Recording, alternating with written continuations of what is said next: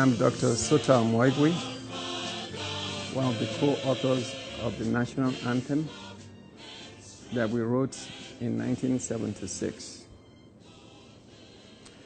And one of the lines that we wrote, which is the first line, is "Arise, O compatriots, Nigeria's call obey." And that line is even more pertinent today when we see a country where nobody is accountable for anything. My mother served Nigeria her whole life in many different capacities in her teaching and educational career, and as well as in her legal career. She retired twice, one as a vice principal of Federal Government Girls College, Benin, and in the second retirement as a magistrate in Lagos State Judiciary, where she was chairman of the Lagos Rent Edict Tribunal. But yet, despite her service to the country, at the time she needed the country the most, when she was shot by a gang of violent thieves who trailed her from the bank, the country failed her. In 1976 and before, we had pipe-borne water on the streets in Benin. I remember that as a child, growing up, coming to Benin in the 60s, in Lagos in the 70s. There was nothing like a borehole. We had landlines that were functional. We had hospitals that were functioning. We had educational institutions that were functioning. We had a national airline, Nigeria Airways, that was the pride of this country. After we wrote the national anthem, a few years after that, after I finished my medical school and served in the Youth Corps, I left for the United States. I've been gone from Nigeria for 30 years. And when I come back, I see a country that is a shadow of itself. I see a country where nobody is held accountable for anything. I see a country where there's no longer any pipe-borne water. Each person has to sink his own borehole, and the masses are left without any potable water.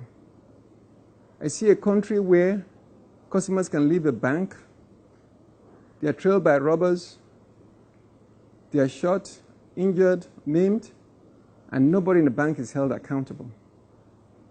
I see a country where hospitals have no running water, where patients have to bring their own water into the hospital, where an institution like UBTH, University of Benin Teaching Hospital, has no running water in the ICU, the intensive care unit, where other teaching hospitals, including University of Nigeria Teaching Hospital, University College Hospital Ibadan, have no running water. I see a country where the fire services are incapable of putting out any fire. Most recently, a major private investment, the Hallmark Mall, burned to the ground because the fire service had no diesel to respond to the fire. They came several hours later and couldn't pump any water. I see a country where politicians amass large amounts of wealth and are not held accountable, where you have EFCC that sends media reports on an ongoing basis of how much monies have been recovered, and yet nobody's in jail. I see a country where legislatures forfeit their oversight responsibilities and are just interested in sharing money. I see a country where, like in Edo State, where the legislator votes to allocate 200 million naira to the outgoing governor to build any house of his choice, and 100 million naira to the deputy governor, the ex-deputy governor, while their fire service has no water and no diesel to respond to a fire. I see a country with a culture of impunity. I see a country where institutions are functioning almost like a war-torn country like Somalia and Afghanistan.